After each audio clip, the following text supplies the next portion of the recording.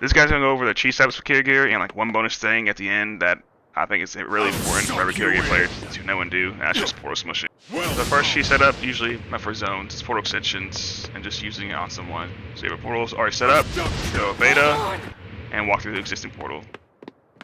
Different variations. You have the space hop if you wanna, or if you don't have space hop, you re-angle yourself over it, throw the beta, and go through the portal. Or the most reliable one, honestly, is just throwing the portal and then hitting the portal tap button, tipi, and then you go to your portal. Now, one thing to note for gama is gama canceling, which is a super important thing for Kurogiri to know. And that's just simply you can hold the beta down, and it'll keep going no matter what. So even if I hold the cancel button right now and then press beta, the beta will keep flying. Gama canceling is really just good to do like almost all the time. You have time to steal someone, go through it, blah blah blah. So when you're cheesing and you want to steal someone right in your zone, you have time to get out the stance and swap spots. Besides that, when you are out of gama stance, the portal will act like a regular beta portal to where wherever you're looking at, the portal will spawn at.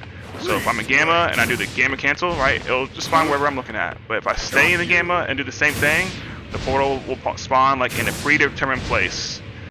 That's a little complicated, I'm not going to go over all of it. But generally speaking, the portal likes to spawn towards the center of the map, where that arrow mark is at.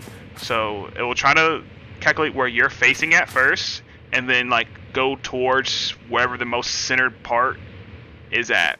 And the reason why you need to know that is for the portal smush setups. And so let's say you're over here, I'm facing like at this wall. Now the portal's going to spawn towards the center of the map, and you're not going to get smushed. But if I angle myself a little bit to the left, right, the portal's going to try to still spawn towards the center of the map, but since there's a limited range of where the portal can actually spawn, if I make sure to angle myself like more away from the center of the map and towards the right, it will try to spawn where I'm facing and then curve to the right, and then be placed somewhere.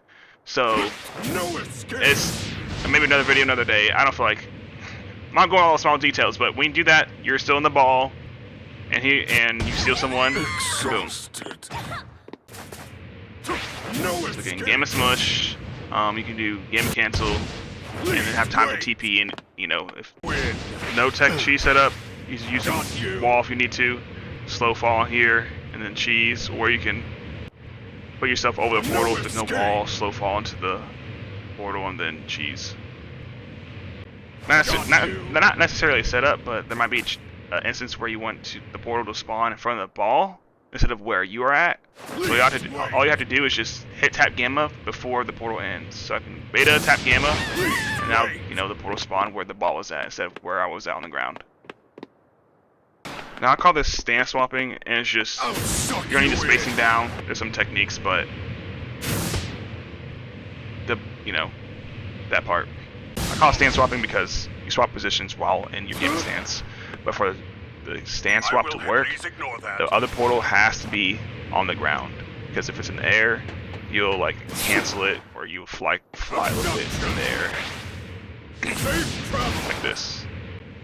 A reason why you would want to do the stance swap, besides not having really opportunity for other setups, is if you like keep doing portal extensions and have it to where it's on the ground, because it needs to be on the ground.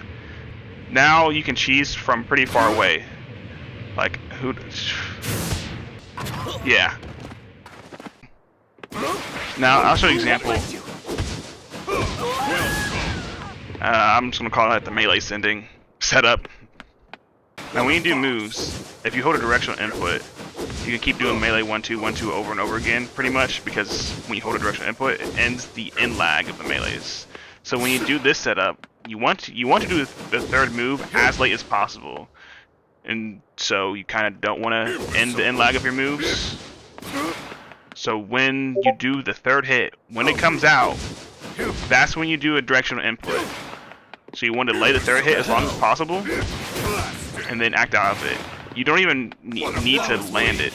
Like, you can cancel it before it even lands. So when the third melee comes out, You want to throw directional input down, left, up, right, whatever. Now my favorite setup that I never do, it's just a gamma send. Because the gamma will spawn in the same spot twice as long as you have enough ammo. But it's just beautiful. It's just goated.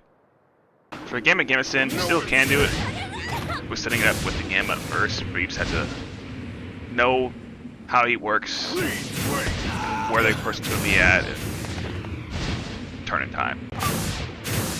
I'll call that GG's. So I call it Kriss Krossing. With a K, because it's caged. I got dub something in my name.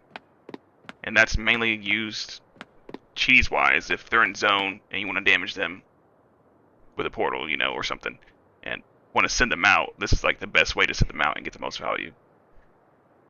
If in the air, you can just jump and you go back, since the portal, you know, will spawn in front of you at some distance. You get this variation. I feel like a melee is the most consistent way to get this off, and sometimes that happens. Now this is called gipi TPs because it's gamma portal, you teleport, TP, and the S is sent.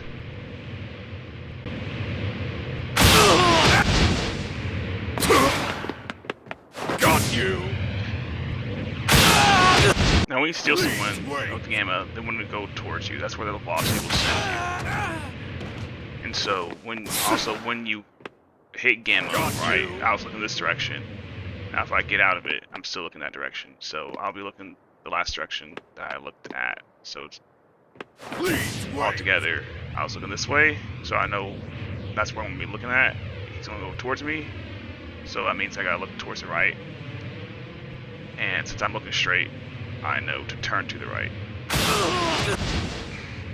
Now this is just a GP's version. I know the portal's gonna spawn towards the center of the map, and you need spacing and, you know, portal knowledge of where it's going to be at. But now I guess Kriss Lily or Kurogiri, even though I already had this, you know, forever ago, I never thought of using it with beta, and that's like how I like to travel often. It's good for so many reasons. You know, you get portal somewhere, and you don't want people chasing you, or you want to do a long portal, but you're, you know, in the air in a bad spot, so you have to wait to land. You can just portal smush yourself, and so make sure to look down when you're in air. It'll help you put the portal where you want it to go. And then, voila, you know. Quick shout out to Shadow Make. That's the first person I've seen do this in tech, and I guess shout out to Jack.